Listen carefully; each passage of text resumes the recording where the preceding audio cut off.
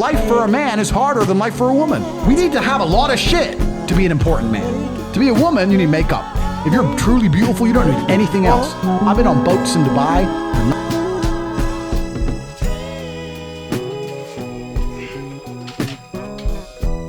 If you're the kind of person who feels like they need therapy, you're useless. Because in the harshest realities of this cold world, there are people in Syria whose entire families have been blown to fuck, who are still getting up every day, making fucking bread, selling all the food.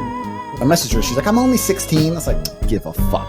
Know about me. I'm fucking all these 16-year-old women or 18-year-old women, whatever. They're coming along telling me they're gonna blow this up and take this away from me. No, I want a virgin wife at 16 who's gonna obey me. You know what I mean? It's like, what the fuck would I vote for you? You've got a fit sister who's 16, maybe.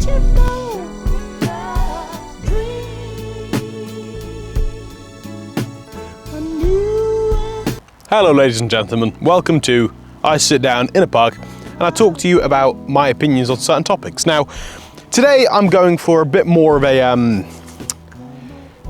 dicey one. A lot of people aren't going to like this because I still see a lot of people around me almost in this headspace of these influencers being not particularly good people, but having a good message. And I kind of wanted to dispel that good message because I can see firsthand the damage it's doing to people around me, the damage it's doing to young men online. And I just hope someone is going to see this video and think, you know what? This guy's right. This beautiful blonde young man with massive muscles is absolutely correct. So we're going to go into the first topic that I want to kind of dispel, which is the lone wolf alpha male. Because not only is that corny as fuck, it's also wrong. If you live your life thinking you are only one person, you're just gonna completely separate yourself from everyone, you're starving yourself of experience. Absolutely, you're pulling your life away from you in a sense. Because if I'm sad, the first thing I wanna do is talk to my girlfriend. I wanna talk to my brother. I wanna have a conversation about it, and I wanna kind of communicate these feelings, because if you keep these things in your head, they're gonna spiral down, they're gonna get a lot worse, because you can't have unique perspectives in your own head. You can only see the world through your eyes, and it is so valuable to see the world through other people's eyes. Now, that moves into the next one, where I know I cut this one a bit short, but the next topic is men's mental health, because it links directly in there. You see a lot of these influencers, Andrew Tate, Sneeko, and all the other little clones who say the exact same thing verbatim, without even changing the script really. I'm pretty sure they all shave their heads as well. Saying, bottle it up, just use that emotion to go to the gym, drive yourself, push yourself harder. Oh, no one understands you, no one understands what it's like to be a man. That's wrong. Because I'm not being funny, 50% of the population is men. Those men understand you, right? They may not have the exact same situation as you, but that doesn't mean they can't understand you. This idea that no one is ever going to understand you because only you've lived your life is absolutely incorrect. Empathy exists, right? And I'm not going to like walk around acting like I'm fucking iDubbbz, gaining empathy at 32 years old. That's a different topic to talk about. But what I will say is this idea of isolating yourself and only you understand you, and oh yeah, I'm gonna use this emotion as raw power in the gym. That only works for so long. You are only human at the end of the day. Historically, it has been true that men are seen as providers, men are seen as like protectors for their family, right? And I'm not saying that can't be true. There is a healthy way to do that. But telling young men that all they will ever be seen as is providers and protectors isn't a good message to send out. Absolutely incorrect.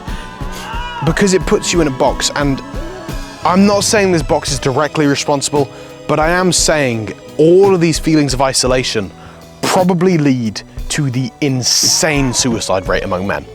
Now, I'm not blaming these influencers specifically for these suicide rates, but I'm saying the messages they are sending out, they're not fucking helping. Now, a lot of them, they'll say, oh yeah, but I support men's mental health. Oh yeah, women's mental health? What about men's mental health month? Shut the fuck up. Just stop talking.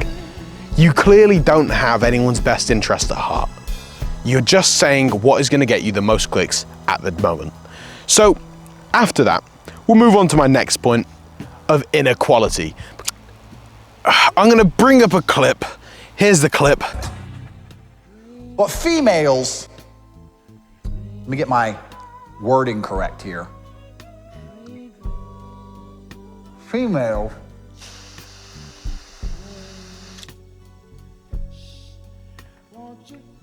are barely sentient. That isn't a very nice way to speak about your life partner. You see the way these men treat women. You see how they talk about women. How they talk about, oh yeah, 7 wives. Oh, fucking slap that bitch, she's disrespectful. She sits down, she makes me dinner, and she gives me a blowjob when I ask. That isn't a good message to send out to young men. That's gonna bring me in to my end of the video. I'm going to talk about my personal experiences with this stuff because everyone has their own personal experience. When I was around about 16 years old, I got kicked out of college. Now, I'm not going to go into why or how, maybe in a future video, but I got kicked out of college, and as I was kicked out of college, I sat down and one of Andrew Tate's videos came up on my phone. And I will be honest, I was pretty entitled. Yo, okay, right, he's saying lock in, there's no fucking point in crying. I was very close to crying, I got kicked out of college, right?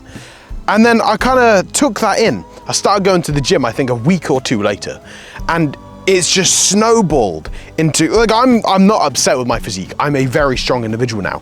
But me and my girlfriend have been talking a lot recently about how in the past, I have been a lot more shut off. I have pulled myself away from the relationship, and you could blame it on this type of influence.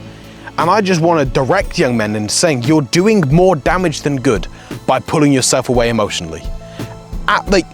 There's no reason for it. You can talk to your girlfriend, you can talk to your mother, you can talk to your brother. Everyone is there for you.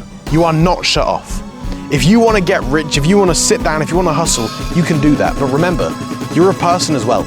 You have emotions, you have feelings. That is part of life. Don't shut yourself off, and be careful who you idolize. Because these men are nothing like what they say they are. They aren't the moral righteousness of the world. They aren't the greats. They aren't who you want running your country.